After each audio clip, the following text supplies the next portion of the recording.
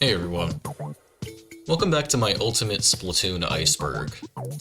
If you haven't spotted the first part of this iceberg, feel free to check it out with the card above. Or not, I can't really stop you.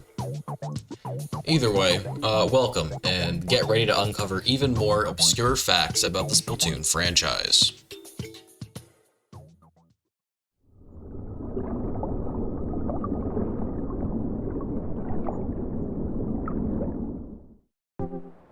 Isopadre is a failed Kamaboko subject. Isopadre was stated to have only gotten 2 memcakes before having washed out of being a test subject. This means that 1, he must have been sanitized, 2, he must have been a test subject, and 3, ultimately this means that there are not exactly 10,007 dead test subjects. Vegetables inside griller. Along with the salmonid sizzling inside, vegetables can also be seen inside the griller. As mentioned before, this is to make themselves seem more tasty, and it's been stated that the griller is the ultimate form of death for a salmonid. Inklings have been to the moon. During Splatfests, if you look closely at the moon, you can see a squid shape on it, implying the Inklings have been to the moon before. Not much else to say about it. Tower jingles. The towers have different jingles for if the Alpha or Bravo teams are riding them, usually only heard if you listen really closely.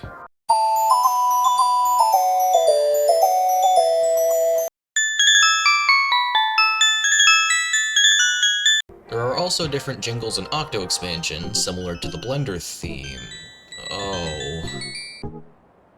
Wumi United Today.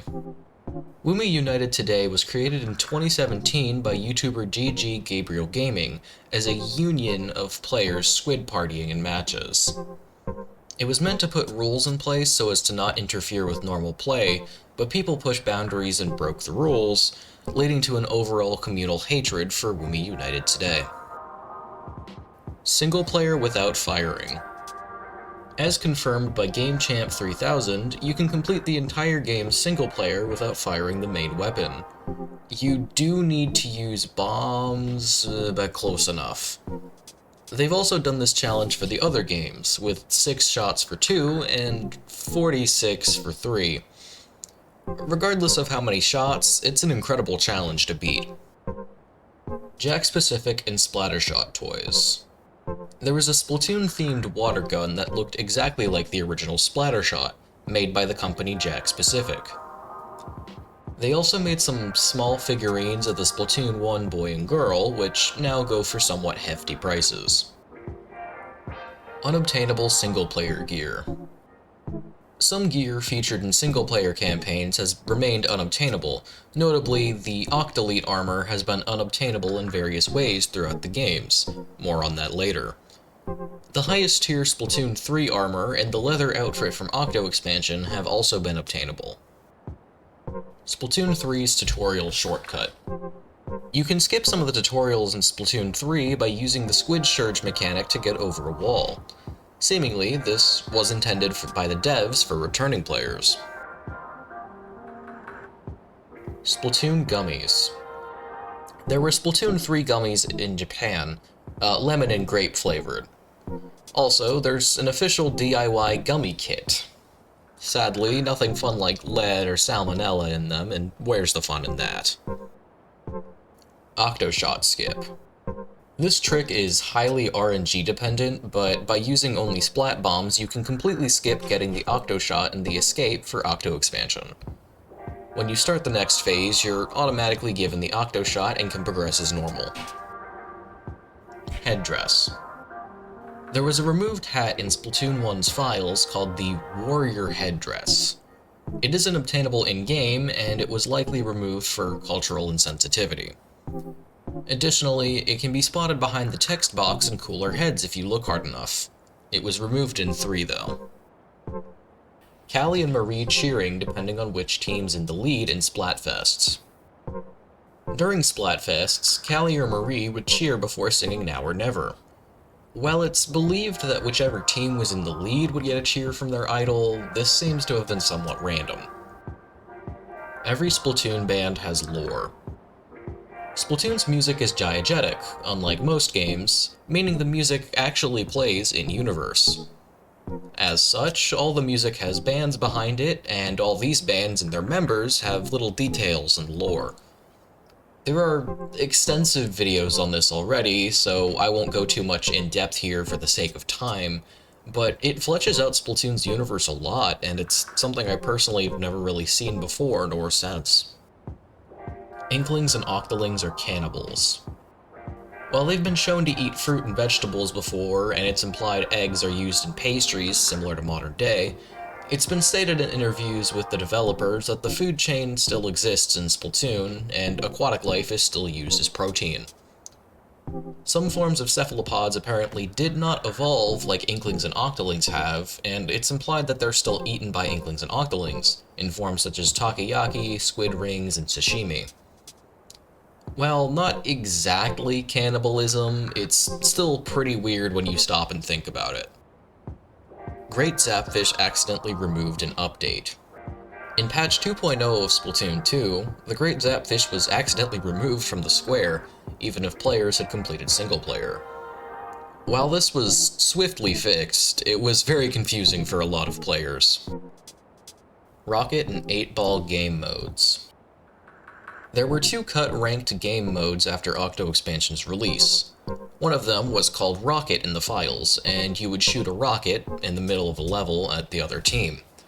Thinking about it, that's kind of similar to grabbing the rocket in Tricolor battles. The other cut mode was called 8-ball, where you would shoot an 8-ball towards the enemy's goal, a la the 8-ball stages of Octo Expansion. Aside from Rocket potentially being reused for Tricolor battles, no new modes have shown up since Clan Blitz.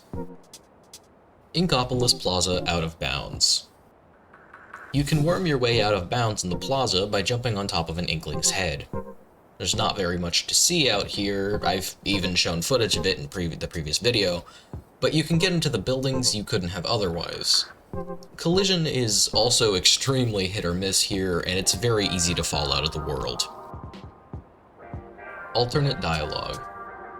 For most Splatfests, there's alternate dialogue written out for both teams, and for if they win or lose. Not much else to say here. Custom box art. For the Callie vs. Marie Splatfest, Nintendo put out custom box art you could print out, replacing the normal one. Sanitized Octoball. Octoballs weren't present in the Octarian army from Splatoon 2 onwards, but for whatever reason, Octoballs appeared in Octo Expansion. One can be seen floating in a box in the belly phase of the escape, and another can be seen falling out of the Nils statue when Pearl destroys it. Octoling Asymmetry. Octolings have rounded, asymmetrical ears, in comparison to an Inkling's symmetrical, pointy ones. This is a reference to cephalopod siphons, which in octopi come from the sides of their heads, not the bottom like squids and cuttlefish. Chapter 0. This was the pilot chapter of the manga, so to speak, and fun fact, the only one I ever read. The chapter is present in the first volume of the manga. Not much else to say about it.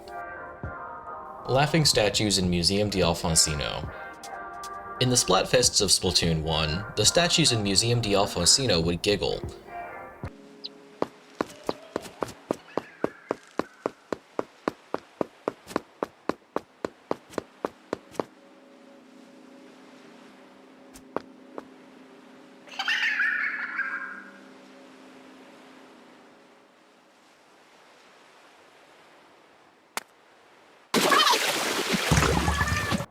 Seemingly, the one you're further away from will sound off, so the best way to hear them both is if you stand in the middle of the spinner of the level. These giggles are actually shared with the boss Koloktos of The Legend of Zelda: Skyward Sword.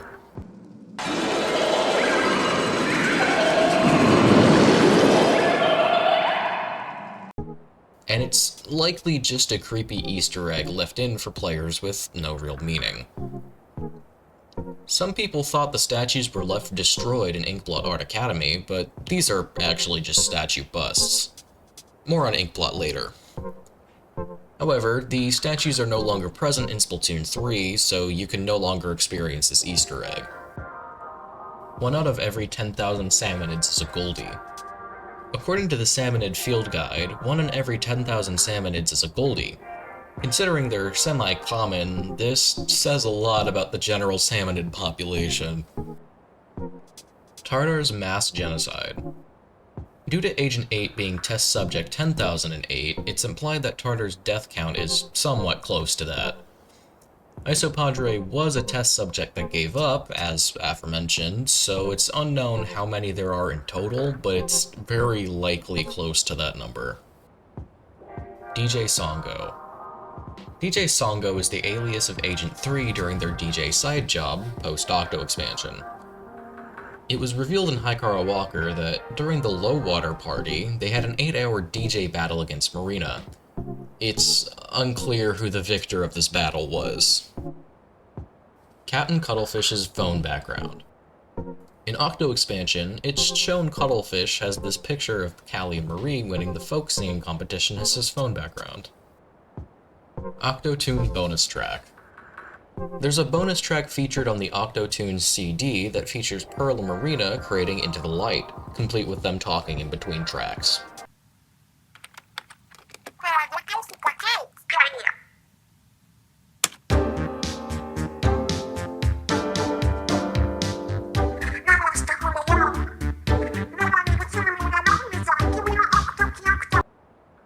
Marie's pet. In Octo Canyon, Marie has a caged creature in her shack. It's a scallop with its shell evolved to be wings. Callie caught it for her when they were younger, as seen in the Grasshopper vs. Ant Splatfest art. It can also be seen in Marie's coat pocket for the Perfect Body vs. Perfect Mind Splatfest art. Flipper Flopper name used twice. The Flipper Flopper name was used twice by Grizzco, first for the Swim Fin's footgear from Splatoon 2, and second for the Salmonid enemy from Splatoon 3. The only thing separating the two was a hyphen between the name of the enemy. It's kinda funny both uses were related to Grizzco, though. Splatoon Mess Fest. To celebrate the initial release of Splatoon, Nintendo held an event in the Santa Monica Pier called the Mess Fest. It hosted a bunch of actors going through an inflatable slide, an obstacle course, and then a turf war where they had to paint their side of the turf to win. Animal Crossing references. Cece and Vishay are squirrel sisters based on Callie and Marie, respectively. They can be summoned into Animal Crossing New Leaf via amiibos. Similarly, Inkwell was an orange octopus that could be summoned using any other Splatoon amiibos. You could also get a bunch of Splatoon-themed items. Also, it's just been announced recently that we're getting a Splatoon 3 related update for Animal Crossing New Horizons, with Cece and Vishay becoming Shiver and Fry. They also taxidermied Big Man into a couch. Agent 4 gone. After they defeated Octavio, Agent 4 is pretty much dipped from the plot entirely. They haven't made another physical appearance in-game like Captain or 8, and the last we heard of them, they were helping with members' security. However, it's unsure their whereabouts and whatnot. Splatoon Froyo.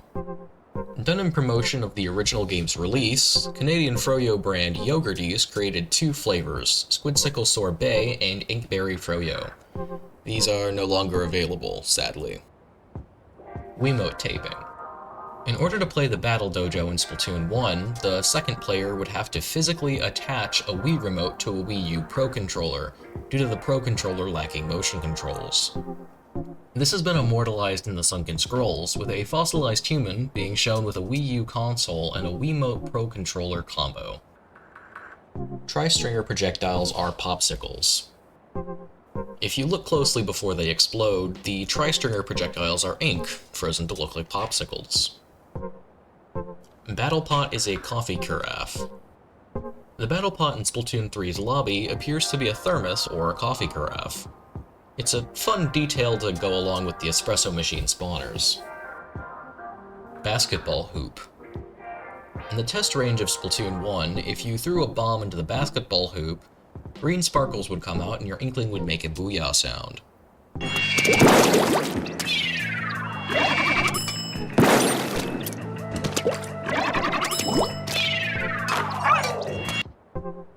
Octoling in the Porta Potty. If you wait long enough outside the porta potty in Splatsville, you can hear an octoling pain noise. Inkling Taco Bell is real, folks.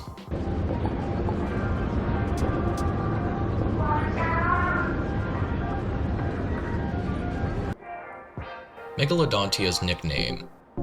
Megalodontia's name in Japanese is Joe, meaning jaw. This got mistranslated on Twitter to Joe, and it stuck. It also inspired a similar nickname for Ouroboros, Boris, but not from any mistranslations.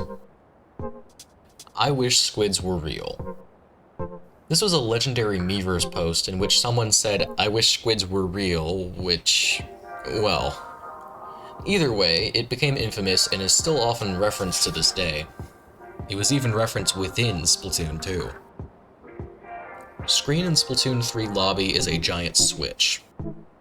In the lobby of Splatoon 3, if you look closely at the giant curved screen, you can see the rails, USB-C port, and kickstand of a Nintendo Switch.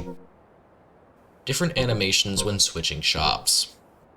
In Splatoon 3, Inklings will lose their balance when switching shops, while Octolings will hop to not fall over. They also have different animations for trying on clothes and trying out new weapons. Video Game Donkey Review. Video Game Donkey's review of Splatoon 2 starts off with the main thesis of the video, and because of how hard ads for Splatoon 2 were being pushed at the time, there was some pretty humorous timing. Splatoon 2, Nintendo Switch, game rated everyone 10 and up. Splatoon 2 is a fucking stupid game.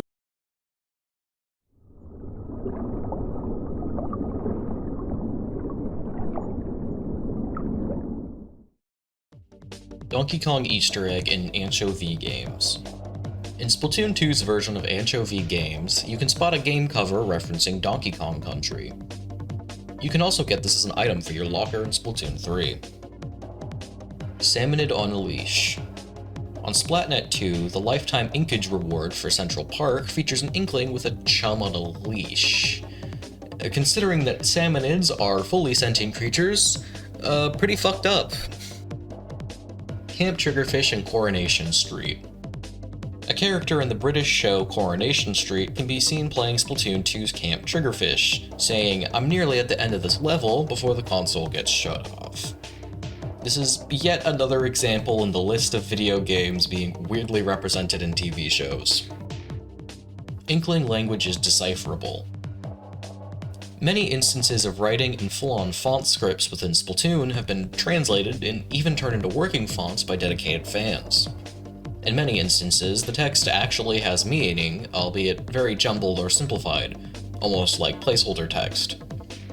It's pretty cool to see something that would have been expected to not even be functional in the first place. Unused Octo Expansion Mask. The Nils mask was an unused piece of gear planned to be added to Splatoon 2, likely meant to be unlocked during or after Octo Expansion. I can understand why it might have been removed for looking too uncanny, but seeing some gear be gotten 3, I wish it made a return. Notably, it was replaced by the Teddy Band in Splatoon 3, and is the only piece of unused gear to later have its ID fully replaced in a future title. Daft Punk. For whatever reason, before Splatoon 3's release, there was an ad for the game that included Daft Punk art in it. Notably, Daft Punk is a French music duo, and early on there was heavy speculation as to if Splatsville was located close to France, due to the Eiffel Tower being in the background. This was taken by many players as a hint to the Splatland's geographical location. Shifty Station names based after books. All the Shifty Station names are based on book titles.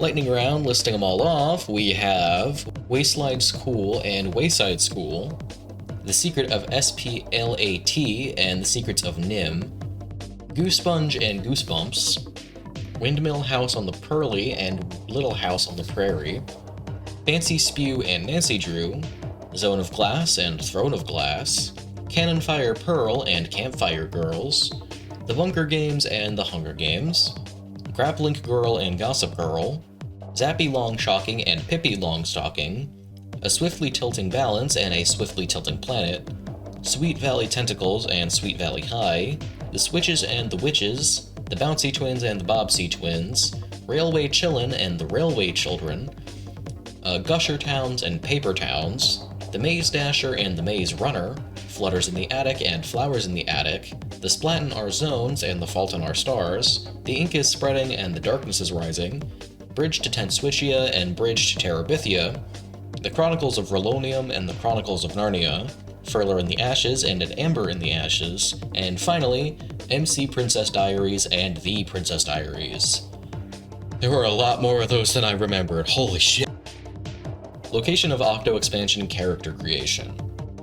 When you get to the Who Am I segment in Octo Expansion, Agent 8 is seen suspended in green goop. Sanitized ink is also greenish, and we know 8 was sanitized to have their memories removed. So, while unconfirmed, it's very possible 8 is shown getting sanitized here. 1000%ing Octo Expansion prize. The prize for beating Octo Expansion's final boss, going back and defeating Agent 3, and going through every level with every weapon is a fancy stamp that says completed on the map and getting Kamiboko's shit logo in the background. Peak Cinema. Splatoon's Tumblr page and Splatoon 1 loading screen. If you look on the laptop in Splatoon 1's splash screen, you can actually see the official Splatoon Tumblr page's home screen at the time. Also, yeah, not sure why I didn't make this an entry, but Splatoon used to have an official Tumblr page. Splatoon Squid Kid Comedy Show. This was a gag manga separate from the main Splatoon manga, always made up of 4 panels. They were compiled into volumes later on and are not being made anymore. Zapfish Life Cycle. In the stage Schellendorf Institute, on display you can see a diagram that seemingly depicts the Great Zapfish life cycle. It goes from egg to a mini Zapfish to a normal Zapfish, and we see these in both single-player and Octo Expansion. It's unknown how the Great Zapfish fits into this exactly, but it's likely either a subspecies or just a really old Zapfish. Off the Hook was going to be called Tentacles. Shown in concept art and even sticking around for some translations, Off the Hook was originally going to be called Tentacles. You can still hear it in their spoken catchphrase.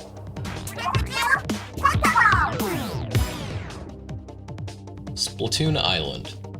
Splatoon Island was a fan-made April Fool's joke created by Mike Innell. The trailer showed a Splatoon game on mobile with adult Inklings on a vacation island. It would have functioned like a minigame compilation had it actually existed. However, there is a demo where you could basically just take screenshots. People really wanted this to be real way back when. Misleading Marie dialogue about Agent 4's age. Marie can say that Agent 4 seems to be 2 years older than Agent 3, referencing the real-life time gap between games' releases. However, Nogami said that all Inklings in Splatoon 2 are 14.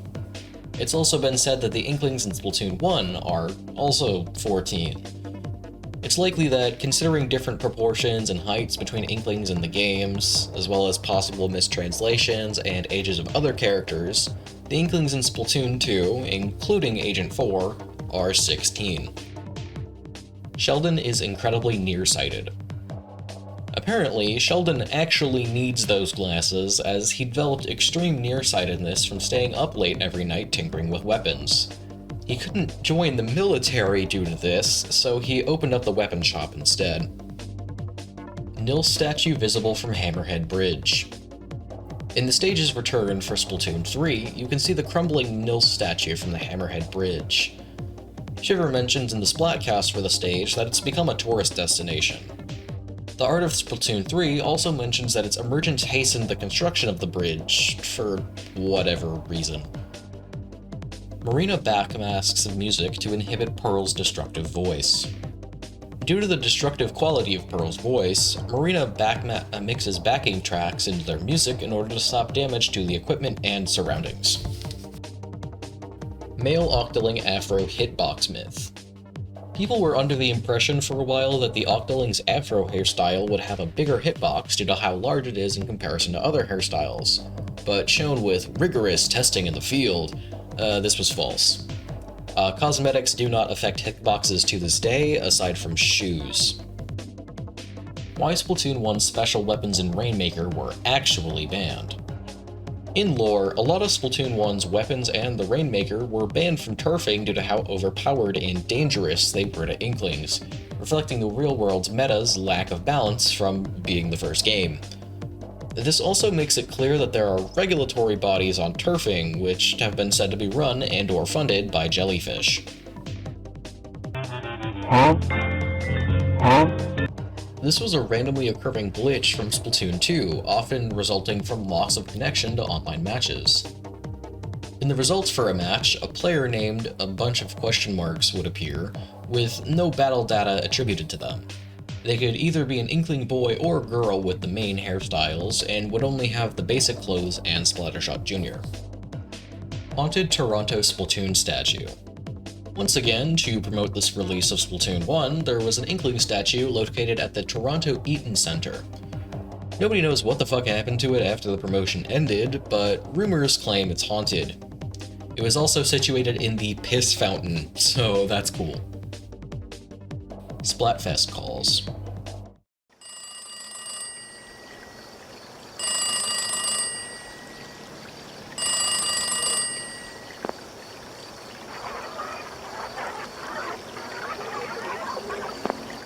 During Splatfest in Inkblot Art Academy, if you go near the phone booths on either side of mid and wait, you can hear distorted calls from within them. These are actually just somewhat chopped up sounds emitted by squid beacons, so they aren't unique sounds, but it's still interesting. Save Our Salmons, SOS. In a 2020 New Year's post relating to Grizzco, you could see a reflection in the water saying SOS, with the other zero being conveniently blocked out. The waves help to spell out Save Our Salmons.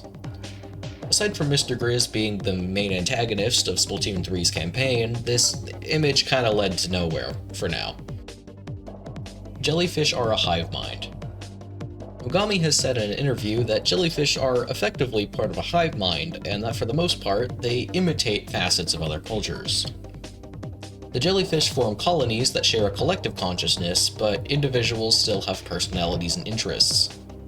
It's also been said that things like jobs for them are akin to performance art, and things they do to imitate Inkling culture are much the same. Pearl destroyed the bridge in the reef. The bridge in the reef was changed between the trailer and release of Splatoon 2, going from a wood structure to a stone structure.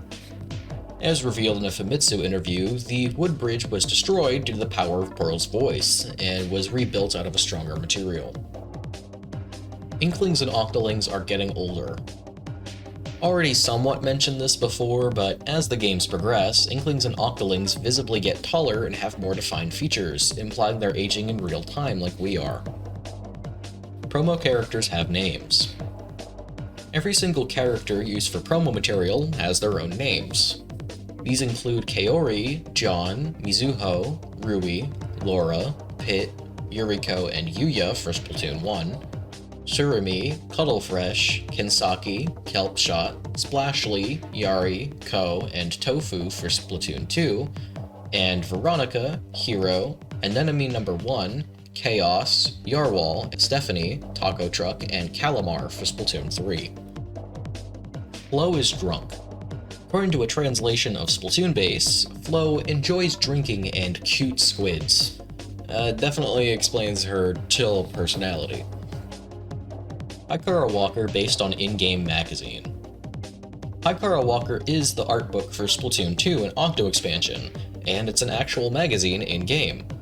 It's actually how 8 knows about most of the life on the surface in the first place. In 3, it can be bought from Hotlantis to be put in your locker. Gold, silver, and bronze scales on King Salmonids.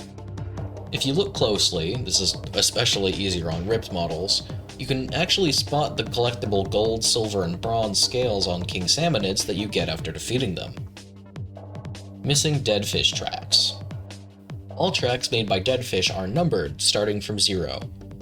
However, 3, 7, 10, 15, 17, and 18 are missing for unknown reasons. Additionally, the Alterna theme Caught has its own number, number 35, despite being attributed to Octoplush. Hey, so actually, I should very briefly mention that I found out that Deadfish actually did make caught.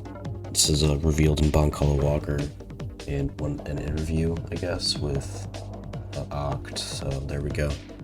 These ties are interesting, but there's not much to go off of.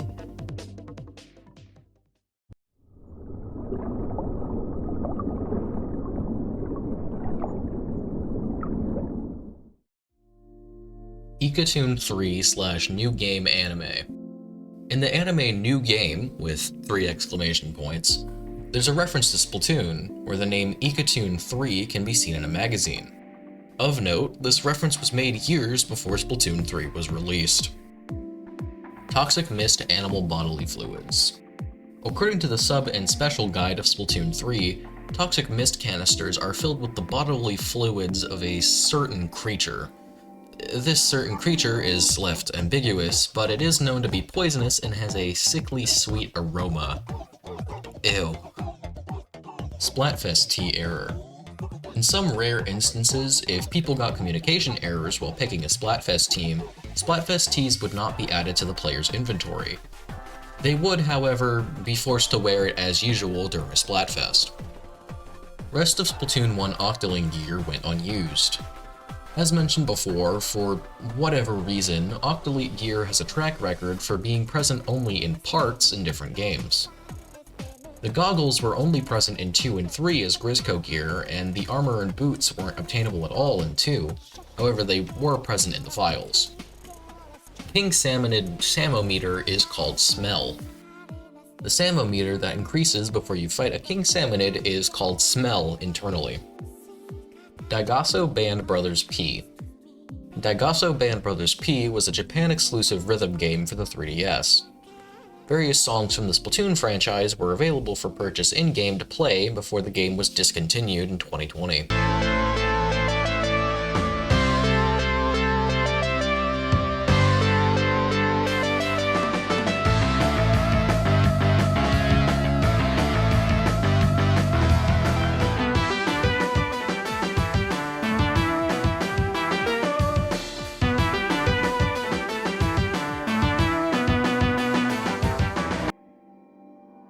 Scrapped hairstyle concepts.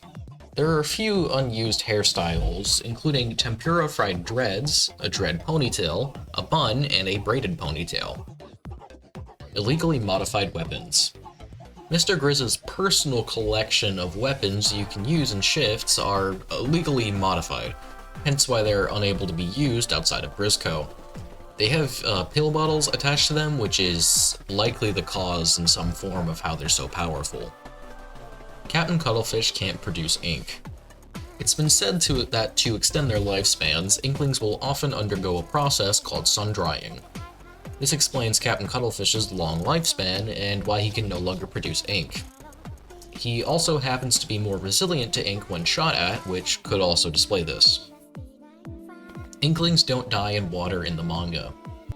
In the manga, Inklings don't die in water, but simply sink to the bottom of it, as they can't swim. As the manga is not canon, this is not the explanation for the game's logic. References in Danganronpa V3.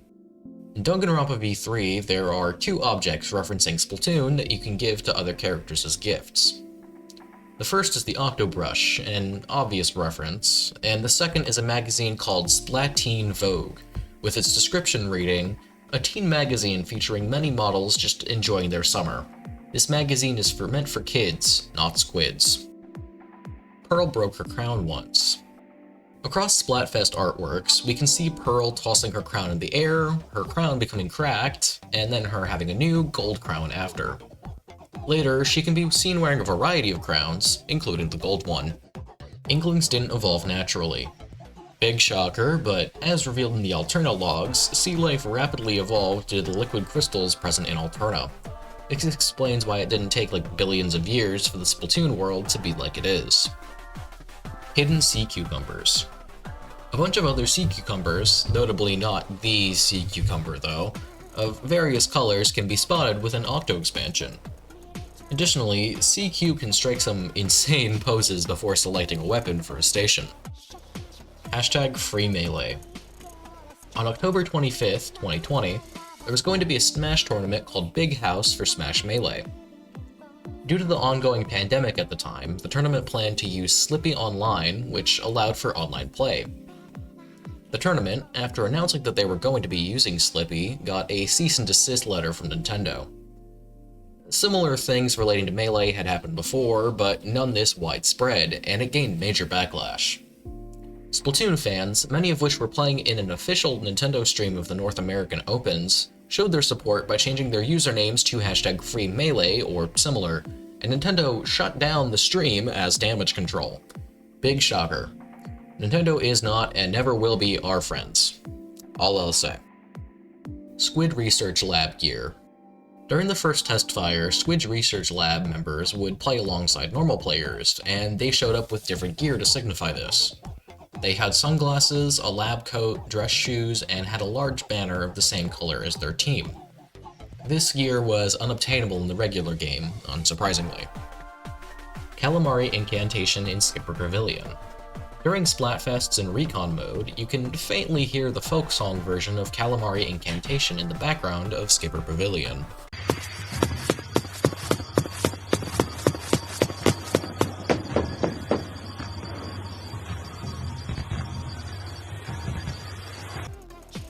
Octoling Pearl design.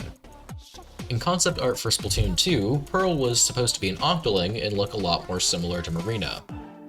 Not much else to say about this, but I'm personally glad we got the design we have now. Umami Ruins Wiggling Statue. At the 1 minute remaining mark during Splatfests, a statue in the corner of Umami Ruins will start to wobble in its glass case as its eyes light up. Salmon Run Child Labor. Due to the fact that Inklings and Octolings are known to not be legal adults, Salmon Run utilizes child labor. Yippee! Marina's landlord is a narwhal. This has been mentioned before, but this was an infamous Nintendo of America exclusive translation for the Unicorns vs. Narwhals Splatfest, said for comedic effect. This is not present in any other languages and can be disregarded for lore purposes. I think maybe the most horrifying aspect of this, though, is that landlords are real. Side Order Boss Whales. The asynchronous Rondo and Pinging Marichale both emit chopped up, distorted versions of Fly Octo Fly during their boss fights, of the end and beginning respectfully.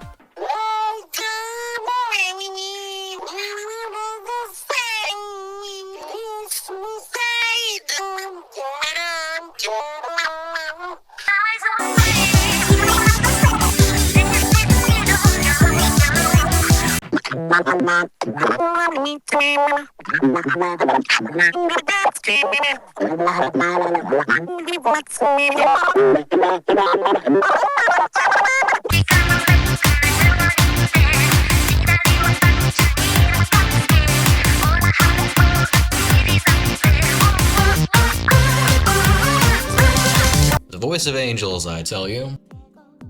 Egg vs. Omelette. This was a cut Splatfest theme found within Splatoon 2's files. Not much else to say on it, but me personally, omelette all the way.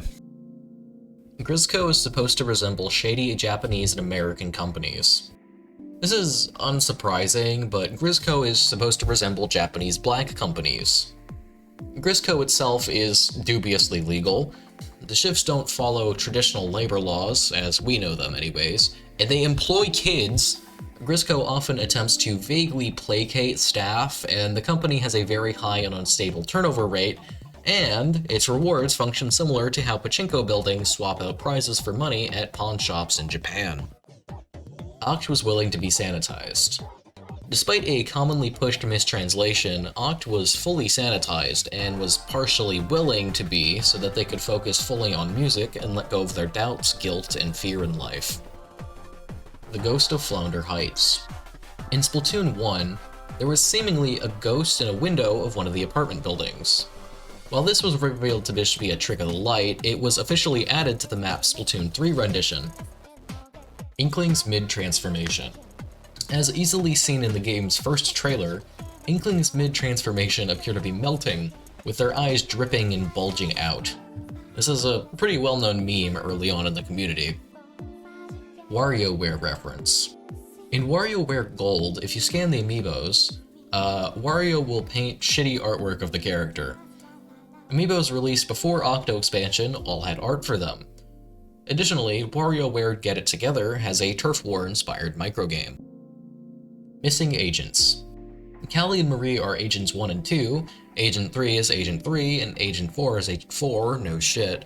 Agent 8 is Agent 8, and named as such due to being Test Subject 10,008, and Agent Neo 3 is Agent 3 again after the old Agent 3 got promoted to Captain. This leaves 5, 6, and 7 missing. Some people speculate Pearl and Marina to be filling in 5 and 6, but that would still leave 7. Captain Cuttlefish's eyes. Captain Cuttlefish was able to spy on the Octarians for so long because they thought his bulging eyes were that of an Octarian's, and they thought he was one of them. Big Shots in Love. This is a screenshot someone took of two big shots kissing, which someone redrew. For a while after, there were a lot of Plaza posts about Big Shot Yaoi.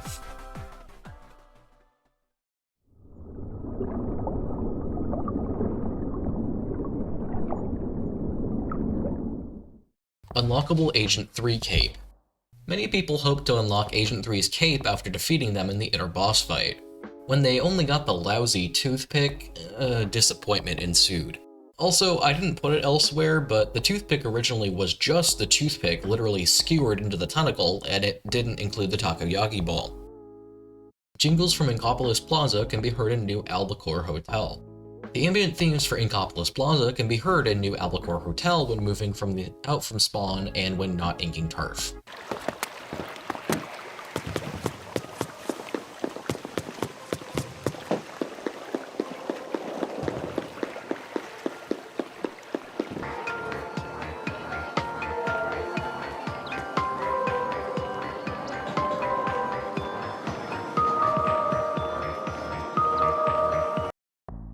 Agent 8 hates squid bumpers. As seen in 8's squid bumper mem cake, 8 despises the squid bumper in particular, likely due to the fact that they're an octoling in an inkling dominant society. Krusty Sean looking for cute girlfriend. According to the first art book, Krusty Sean is often lost in thought about how to get a cute girlfriend. To my knowledge, this is really only ever mentioned in the art book, not like Wandercrust or anything like that. Contact with salmonids is illegal. Unauthorized contact with salmonids is illegal. However, considering Grizzco exists, it's highly likely they either have some form of authorization or have pockets deep enough for bribery. Blueprint number 4 shows scoped Squiffer. The Squiffer you get from Blueprint number 4 in Splatoon 1 has a scope on it, which isn't present on any of the Squiffers ever. It's a bit of an odd, if not unremarkable inclusion. Disney Infinity Squid Wars. Disney Infinity was a game put out by Disney, shocker, that allowed for user-generated content. A staff member of the game recreated Enero on a mall and Turf War, made as an homage to the game, and some Nintendo bootlickers sent a lot of hate towards the game and its devs over it. They had to literally pull the level from servers after this occurred. Wooden Rainmaker replica at Skipper Pavilion. In Skipper Pavilion, you can spot wooden statues of the original Rainmaker design in glass cases. It's unknown why this is, or what exactly it could symbolize. Perhaps the Rainmaker itself could be important to Inkling society? Salmonid Holidays. In the Salmonid Field Guide, the Big Shot is stated to fire off fireworks instead of cannonballs on Salmonid Holidays. It's unknown what these holidays are, but it gives more world building to Salmonid culture and society. The original vocalist for Sashimori. Sashimori currently uses chopped up human vocals, but originally the band had a boisterous, domineering vocalist. While referred to with male pronouns on the Splatoon base website, the Japanese translation keeps things ambiguous. Some believe it to be Pearl from her metal days, and when asked, Nogami said to leave it to your imagination. Pearl has digestive issues. According to the Splatfest dialogue for warm breakfast versus cold breakfast, Pearl has digestive issues. What exactly these issues are is unknown. Are you ready to be part of something bigger than yourself? This is a phrase said by both Mr. Grizz and Commander Tartar in relation to the Grizzco job and entering the Promised Land respectively. This could hint that the two are tied together in some way, but it's also a common-ish phrase. I've seen it in military ads before. It's still interesting though. Octo Expansion Final Boss Extended Dialogue. If you explode all the hyper bombs fast enough in each stage of Octo Expansion's final boss, Marina will tell you to hold on before sending out more. Additionally, she and Pearl will have an additional back and forth at the end.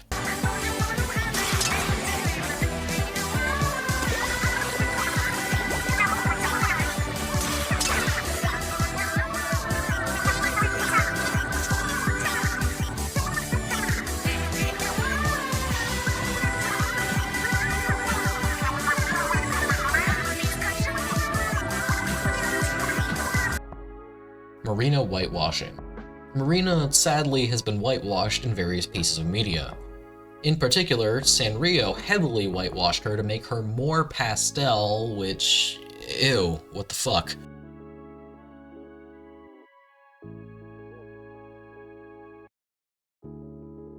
Unused Splatfest theme art. Some Splatfests had revised art for their themes.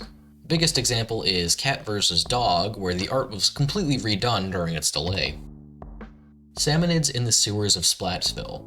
During a big run in the sewers, pipes, and that weird dam thing in Splatsville, you can hear salmonids within them.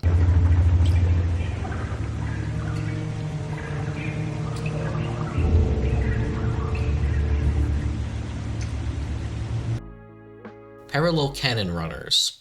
There are runners, similar to what you'd find in figurine build kits in the background of the Parallel Cannon's boss arena. They are different for floors 10 and 20. 10 has parts for the Languido, Andante, and Lento, while 20 has the Trionfale, Mambo, and Nobilmente. Now I want Nintendo to make official kits for Gelatins. That would be fun. Lake Biwa map.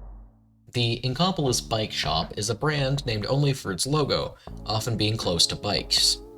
Said logo features an odd continent-like shape in the O of their logo. It's actually reminiscent of Lake Biwa, the largest freshwater lake in Japan, likely hinting to this lake still existing in the Wallace era. Splatoon manga exists in Splatoon. Through the locker items and various clutter in levels in Splatsville, it's confirmed that the manga exists in the game's world, along with its characters. Clipping into Krusty Sean's truck. You can clip into Krusty Sean's truck via a hole in the front left headlight. This would allow you to get out of bounds in Inkopolis Square. Aerospray's names are a reference to Bandai scale model kits for Gundams.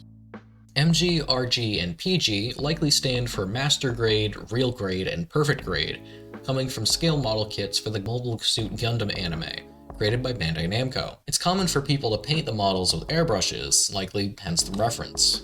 The colors Airspray sadly lacks this naming scheme though. Slingshot spinning mem cakes. While viewing a mem cake, if you held down ZL, rotated with R, and let go, it would slingshot the mem cake, complete with fun sound effects.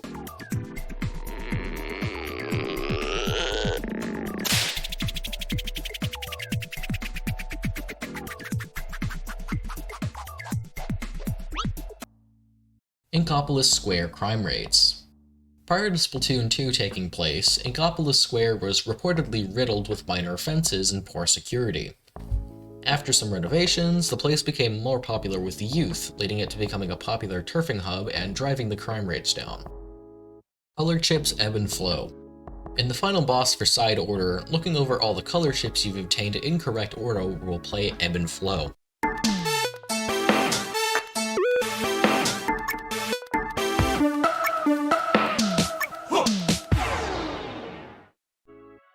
Fishing lures. Revealed by the first art book, Inklings often wear fishing lures as a sign they're single and ready to mingle. Agent 3 wears one on their hero gear. However, this is the only time such a thing has been seen in-game. Splatoon World Championship banner. The winning team of Splatoon 3's 2024 World Championship would get a banner with their Inklings on it. The team that won this championship was called Jackpot, and their characters were featured on the banner. While I can't find any sources discussing exactly what occurred, it's been stated multiple times vaguely that the individuals who were part of Jackpot made various racist remarks toward other players, and also spread around similar racist memes and photos. After this came to light, Nintendo put out a statement saying that the team acted in a way that was not in line with community guidelines, and that the new banner would be modified. This banner now has promotional inklings on it instead. Personality elements lost in translation. There are instances where characters speak differently in the Japanese translation that are lost in English, due to English largely lacking things such as dialects.